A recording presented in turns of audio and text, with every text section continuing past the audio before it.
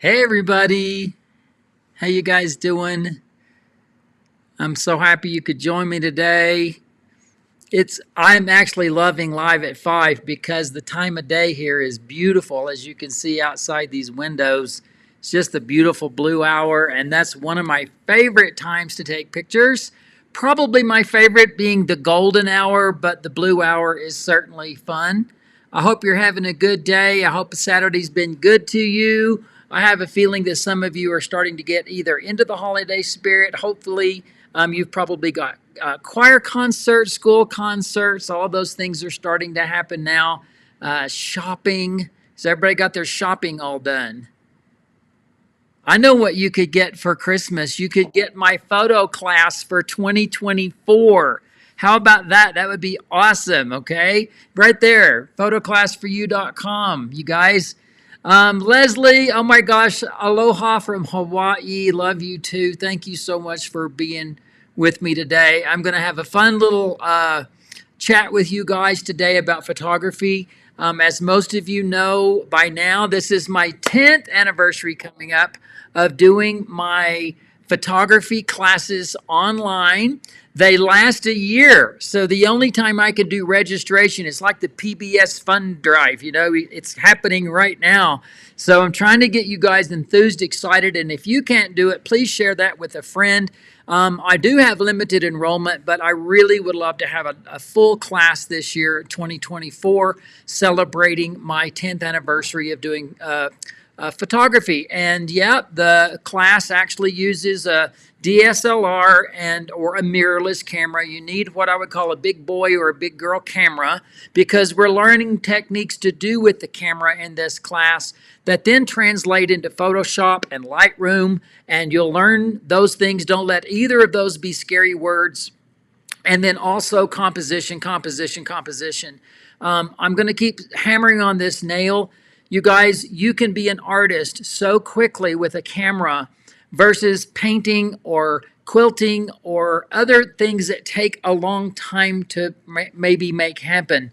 And the thing is, with the digital world, you can take your composition, you can take 2 or 3 or 4 or 10 or 20 compositions of one subject and then study them. Study why did this one work? What made it better? What problems did you work through? The solutions. And it's so rewarding. I feel like the two best things that I have happen in my photography class is the camaraderie with the students worldwide. You get to know your fellow students from all over the world. And number two is just that ability to grow and never see the world the same again. So those are the two things that I really love. And if you're interested in 2024, now through December 10th, that is a 72% off early bird price. It's a $599 26-week course. I do it in 26 weeks and then 13 weeks and then 13 weeks. So and then the lessons are bite-sized. You don't feel like you have to suddenly commit to hours and hours and hours. The first 2 or 3 weeks, yeah, you might spend 3-4 hours working on everything just to get it figured out. But mostly you're just going to spend maybe 1 to 2 hours a week going over the lessons. The lessons are video lessons. They come to you live they come to you Sunday mornings, not live. You can watch them anytime you want to, Sunday, Monday, or Tuesday. Do your lesson when you want and then post. And then after all the images are posted, I go through and critique some of them. So it's really a very friendly, time-friendly course, something that if you'll commit to for the year, I promise the journey that we'll have together will be great. So that's my little advertisement for the 52-week photo challenge course. It's at photoclassforyou.com, and I want to share with you some of my photo tips today. And this doesn't matter what camera you're using, whether it's a smartphone or anything, what I'm sharing with you today. So I'm going to get on over into my screen. Let me go to screen share and get to my, you get to see all the stuff on my computer because I don't know how to do it any other way. But this is going to go from blah to ah. That's my goal over the next few days while I'm sharing some Live at 5 with you. And so today I'm going to talk about get close and then get closer. And I'm just going to share with you that this photo, I don't know this guy's name. Let's call him Peter. He was in Prague, and he was part of a monastery. He was a monk. And as we were leaving this monastery, I just really, really engaged with him. And I thought, I need to get close. And then if I'm going to get this close, I'm going to have to talk to this fella and tell him that I'm a photographer and can I take your picture. So that's my memory of being in Prague. But definitely when you get closer, you will feature your subject better and you will minimize distractions. If you can imagine in this picture, I'm kind of in a tourist area, so you can barely see some people in the background there, but they're minimized because I got closer. Now, let me just tell, first of all, what is this a photo of? We would say bananas. You see the bananas right away. I don't have any doubt about that. This is a picture of bananas. But we also see the line of people at the counter. We see the sun coming through the blinds in the window. We see the other items on the shelf. So really and truly, this is one of those things that I mentioned in the last session where, there's a sunset in that picture, but I'm looking at a street with cars and kids and toys in the yards and all of that. So this is a picture that I would not recommend if you want to show a picture of bananas. Get closer, and now we have a picture of bananas. But I'm kind of still not very excited about seeing the lady's legs at the counter up there and behind. Yes, I know we can do editing, and editing does take some time, but let's just learn to do things on the front end. If I really want to show a picture of those bananas, this is what I need to do. I'm not trying to show the environment. I don't care about the story. I just want a photo of bananas. So get close and get closer. What is this? You all know what it is. It's candy canes. And even if we don't see the crooks on their, tops, it's still a picture of candy canes. There's no distractions. It's on a red background, and you get the full visual impact of this without any extracurricular things. I think during the first maybe 10 to 12 weeks of my photography class, the one that I'm going to be doing all next year, and you can register down at photoclassforyou.com. In that class, one of the main critiques that I talk about in the early, maybe the first 13 weeks, is distractions. And that's just having something in the picture that pulls my eye away from what you really intended to take a picture of. Here was Cherokee. This is the Cherokee Heritage Association Museum in Oklahoma. And this fellow was working on tanning some hide. And I wanted to get close and intimate and really show the work that he was doing and be focused on that. And I could have been back, like we often do in crowds, but I had the opportunity to get close, so get close and then get closer. Now, this is a photo in my garden. I don't find this to be a wonderful photo. It's fine. If I want to show you that I have a wooden barrel and some petunias and a daylily and some California poppies and some rocks, I've done okay with this, just to kind of say this is a garden scene, and I'm okay with it. But if I was trying to focus on the fact that it was the first blossom that I had on my daylily, I would want to get close, get closer, and minimize some of those other distractions that are in the picture and allow that to really take center stage. And one of the ways that we do that is with selective focus. I teach selective focus in the very first week of my online class, where you learn how to be in control of the depth of field. And one of the things in composition that we always try to do is show not only our subject, but whatever needs to be dominant needs to dominate, called dominance, and everything else needs to recede and be subdominant.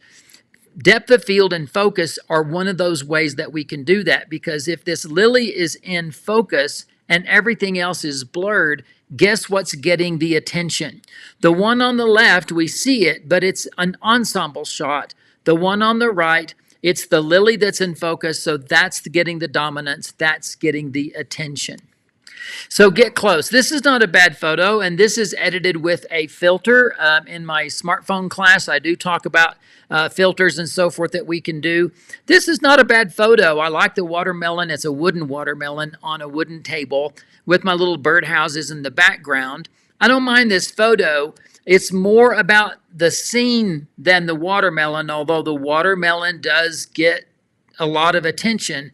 Here, the watermelon gets more attention. It is the feature in the image. And I still have the table and I still have the birdhouses, but I got closer, and then was able to get the shot that I feel like works a little bit better. So keep that in mind. This is Cordelia. She was on the bed. I will tell you, I was pretty darn close to her for this and used the wide angle lens so that her legs are coming at us and people go, my God, look at those long legs. Well, the lens helped me make that happen. And so again, this is my bedroom. Have no doubt that it had clutter here and there, but because of the way I framed the shot, I got rid of the clutter. We see just the wall, just the bed, and just Cordelia. So kind of fun. Keep yourself really, in mind with all of that. The next thing I want to tell you, and this to me is really fun, is move yourself, not your subjects. I'm just going to stop sharing for 2 seconds here so that I can tell you. I've been in so many situations where we're out in public. Maybe it's an amusement park. Maybe it's a park. Maybe it's at a historical place where the public is coming and going and people want to get pictures. And I always see the photographer standing in one spot with a group of people or 2 or 3 people. They're standing here and they go, no, move over a little bit, move over a little bit. And I know that they're probably trying to work out a problem.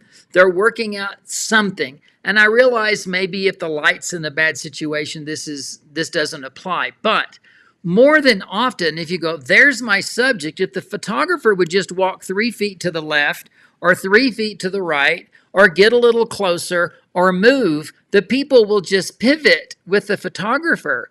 You be the one to do the moving. Don't always make your subjects move. Move over, buddy. Move over, move over. You can be the one to move over and change the composition and perhaps even get a different background in the shot. So move yourself, not your subjects. This is a good example of this. I do take a lot of family photos. This is in Galway in Ireland. My great nephew was tying his shoe. I just liked the street scene. In order for me to do this, I had to move myself and get closer and get lower to get this shot. Or otherwise, I'm just shooting down on him and it would not nearly be as engaging, nor would we have got to see all of the wonderful banners and things that are flying up in the off the buildings and so forth. Here is a great memory. We're in Scotland. These are my 2 great nephews, and we were on a boat adventure on Loch Awe and heading towards a castle up there. And Kellen was in the front, and he had his little hand up like he was steering and guiding the direction. He was the one pointing the way. And where I was originally, I was more to the left, and I was behind Keegan, who's the closest to us here. And I couldn't see his hand. Well, I didn't want to tell Keegan to move because that would spoil the moment. I needed to be the one to move. I had to move right so I could get his hand positioned between those 2 heads.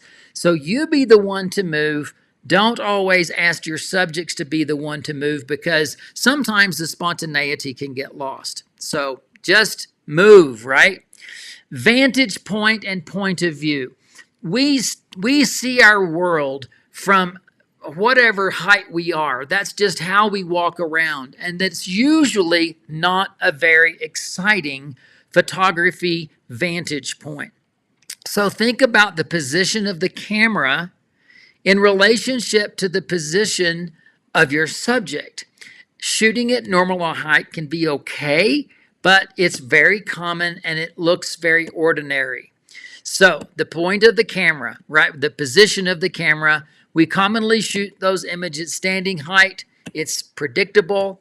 Let's try some different perspectives on this one, all right? You will get some really great pictures. So, all right, walking down the sidewalk in Levita, Colorado, a couple with their little dog, sunglasses on, pink collar. It was just too good to pass up. I had to take a picture. And of course, if I was standing at my eye height and just pointing down onto this dog, I would not get this intimacy, this straight on, this very low vantage point of the camera. This camera is on the ground. It is literally totally sitting on the floor, and I focused and shot Katie laying on the floor. You can't get this kind of a shot standing up, and even in this case, even kneeling down. I had to get that camera low to get this very wonderful, intimate shot of Katie. This is very true with our pets and our animals. And then sweet Cordelia, this is one of our rugs in the house, and I just loved the dynamic of the rugs, and she was laying there, and she was being very still and very happy.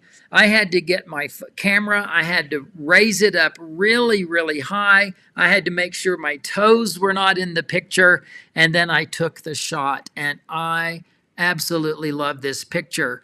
This is, the vantage point is from straight above, looking straight down, and I think it looks great. And here I am with Cordelia, and the camera is on the ground shooting straight up. So we get these different perspectives. Again, now I might be standing up here, but I am pointing straight up through the aspens to get that wonderful radial symmetry that occurs when you stand in a grove of trees like this. So the vantage point. Now, no doubt this is more common, but when you're even taking pictures of, food, we do this all the time. Here comes a fancy dinner or a dessert or something. And in this case, I will tell you, I'm not super happy that there's a creepy hand coming into this picture, but I know it's, part of the family experience. And yes, I could edit it out if I wanted to, but it's one of those things when I get really critical about an image, I can nitpick. And I will tell you, the better the image is, the easier it is to nitpick. All right. So I love the picture, but there you go. So here we are. This is in a kind of an atrium area of an apartment complex, a very old one in downtown Denver. And I just love the concentric circles going up and up and up, and then turned it into black and white. So going up, looking up is often really good. Now, this is a billboard in San Francisco this past summer. And I saw the billboard from the ground, and I really connected with it. I liked it. It was actually advertising the iPhone 14 Pro. And so the pictures were taken with the iPhone 14 Pro. But I realized when I went to our hotel was looking out over this.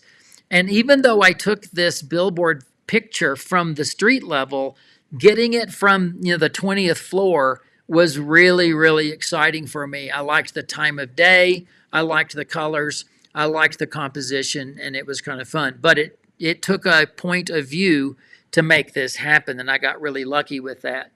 Again, getting into an eye level situation, rather than me being up, standing up and looking down on Cordelia, I'm at her eye level, which I think is a little bit better. This is level with the subject, and we're shooting straight on. I'm not coming from above. I'm not coming from down. And this was taken in a restaurant at breakfast in Santa Fe, New Mexico.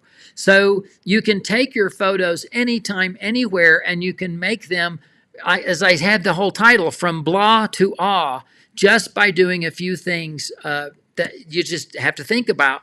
Again, level with the subject. This was Kellen. We were at the battlefield of Culloden near Inverness in Scotland, and he had put on one of the soldiers' jackets, and I loved his tennis shoes and all of this, but it's very straight on. It's very formal in its presentation, and that's okay. I don't want you to think that formal's not okay. You just have to do it with intent and purpose. Again, with pets, we often have to get down and get level with that subject. All right, so how low can you go? There's Katie again. We're back on the floor. This is the boys at their home during Christmas. The elf is on the shelf, and they are up on the stairs. I love the fact that I'm down here looking up at them, and they are peeking through those banisters. I just love the vantage point of this picture. Again, it wasn't posed. It's, hey, boys, I'm going to take your picture tonight. Make sure you get dressed. It wasn't anything like that. It was just a moment that was unfolding and happening, and using the natural light and no flash, this photo turned out really nice. My camera is probably about 14 inches off the floor with a super wide angle to get this kind of superhero stance and dominance. When you're looking up at somebody and they're looking down at you, they have the upper hand. They are in command. They are dominant. So in this case, there's a tremendous sense of power and authority coming from this figure because the camera point of view is so subordinate. It is so low. I hope you're enjoying all this. This is Hugo's brother. We had gone to the Grand Canyon and just finished up the day.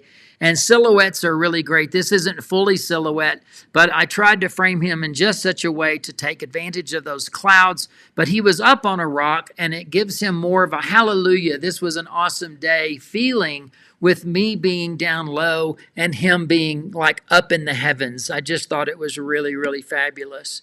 This is Judith Baker Montano's daughter, if you know that name. She's a fiber artist, textile artist, and teacher and author. And this is her beautiful daughter on her wedding day. And I wasn't the official photographer, but I sure took plenty of photos. And I just loved this perspective of being a little bit low, letting her look down at me. She was doing a little twirl, and I loved how the delicate nature of the fabrics are mimicked by the delicate nature of those trees. Those bare trees create sort of a lacy look in the background. That was a really fun day for me, but the point of view is what I'm really focused on.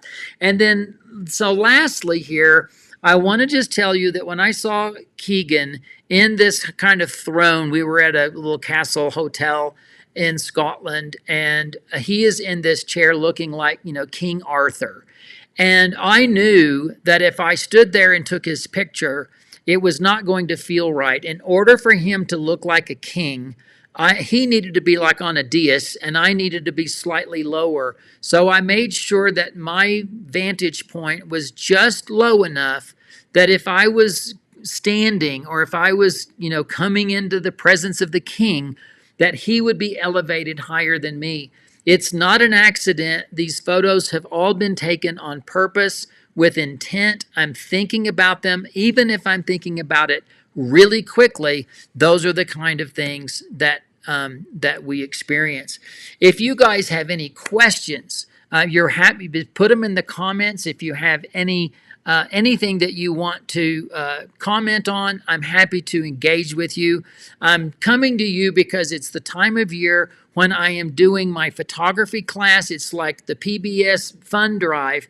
This is the time that I get students because the class starts the first Sunday of January and runs for 52 weeks. So I don't have the opportunity to pull you into my class except for right now. And the price is 72% off. The price is normally $5.99. You can get it for $169 right now through December the 10th. And if it's not just for you, bring a friend in with you or share this with a spouse, a friend, somebody that might be interested. It's extremely rewarding. We do this throughout the entire year. The lessons are bite-sized. They're not live, so you don't have to be at a specific place, but you get the lessons. You do them on your own. You post, and you learn your community. You learn the friends that you're with, and you will learn to see your world differently. Photoclassforyou.com. I've got it in both places down here, so do check that out and share that with your friends. I'm going to keep going now, all right? So the time of day. This is probably one of my favorite things to talk about because the time of day really, really affects the way the picture is because the light changes throughout the day and there are times when it's magical. This is an iPhone photo in the morning right before sunrise, just driving on the highway not far from my house. I love the little bit of blur, but I wouldn't get this on that highway if it was 3 o'clock in the afternoon. So the time of day mattered. This is dawn in Budapest, and you can see the beautiful light, the beautiful glow that's happening there. Again, another lovely morning shot. It's pre-sunrise. I was so fortunate to see the deer coming, and this is one of those things where I know that deer's not going to just stop and stand there. That deer is going to be moving, and I literally had maybe 2 seconds to get a picture of the deer without it being obstructed by either the brush or the rocks. So I see the deer coming, and then right when it gets to where I want it in the picture, I take maybe 2 pictures in less than 2 seconds, and I'm done. A time of day. This is the Great Sand Dunes here in Colorado. The beautiful late afternoon setting sunlight just provides this glorious color and light on those sand dunes. So my favorite times of the day are morning and evening. But this is in Houston recently. This was as I was getting ready for bed, looking out of my hotel window. So I took this picture, enjoyed that for just a moment, and see, yep, it's nighttime. It gives a vibe.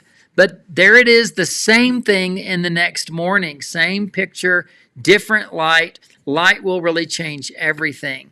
And the last thing I want to talk about today is weather is always a winner. I have students that go, I couldn't get out this week and take my picture because it was raining or it was snowing. And I would be going, that's the best time to get out because it's raining and it's snowing. I will tell you, bring on the rain, the fog, the snow, the mist, the clouds, the wind, the ice. I love all of it. Rain will create reflections. Mist creates mystery. Wind bends the grasses and the trees will dance. All right? A weatherless day, not so much for me. I can find things to shoot, but I'm not generally as inspired. So come on, Mother Nature, show us your best. So look at this. You wouldn't get this shot without the rain coming down, right? And the beautiful thunderstorm off in the distance creating that beautiful light.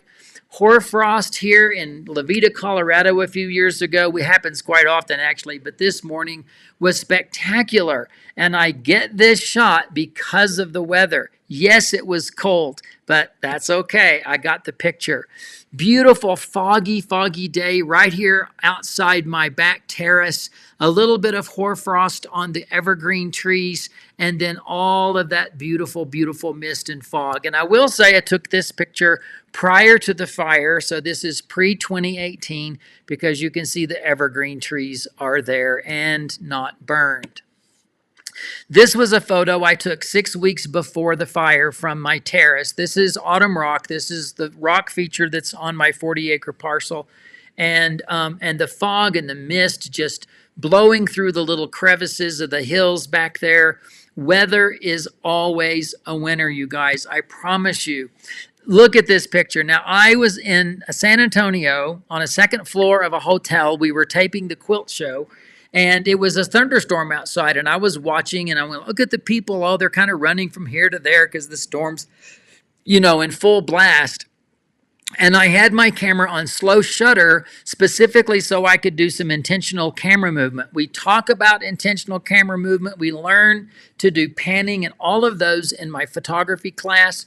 But this is a slow shutter, and I just got so lucky that right when I was snapping 2 or 3 pictures, I don't think it was lucky for him that his umbrella went backwards, but it was lucky for me because it gave so much emotion. Well, it was wind that caused that, so bring on the wind. Bring on the cold. Frozen lake, a frozen lake that creates the beautiful ice that cracks, and then the snow blows into the cracks. Beautiful stuff because of the weather. This purple house in Levita, it's not purple anymore, so I talked about Carpe Diem. Get the picture while you can because you never know what's going to change. But that same day of hoarfrost with that beautiful purple house just is beautiful. This was in Portugal just a few weeks ago. It was a rainy day. We were having to do some touring and explore some castles and palaces in the rain. But I loved the cobblestones. I loved the wetness. And all of that wonderful wetness is what made this photo of just leaves on the path. That's all it is. But it's the weather that made it so beautiful and rich. And then the last picture I'm going to share with you, this is in Dubai.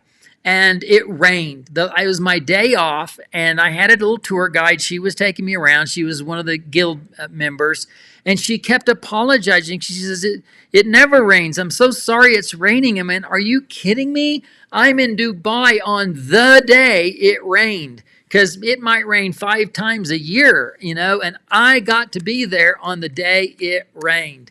So I love weather. Weather is a winner. Weather is something that you can always count on.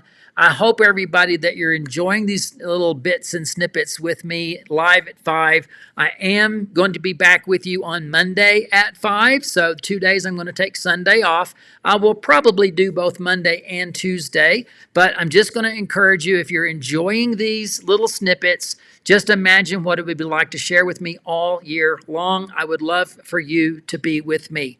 Photoclassforyou.com is the website. You can find the 52-week photo challenge class there. That is the class that is currently 72% off for the early birds. You have from now till December 10th to get registered. There will be a cutoff at some point, and the class will fill, and there won't be room. So please sign up when you can. Tell your spouses, tell your friends, and then if you really can't manage a DSLR class with me, which it's so wonderful to learn. I do have a smartphone class that you can check out, and I'll be talking about that more after December 10th, because right now it is the early bird time of registering. So please share with your friends. Lisa, it's good to see you. You're a wonderful photographer. I'm so glad that you've been with me on this journey. And Mary Ann, it's great. I appreciate you guys being with me today. I would love to have more questions. So if you, along the way, if you do find comments or questions that you want to share, I will be back on Monday, again, live at 5. And I'm wishing you all a very good rest of your weekend. Have a happy Sunday. And I will say goodbye. God bless you, everybody. And I hope everything is going well for you in your world. Goodbye.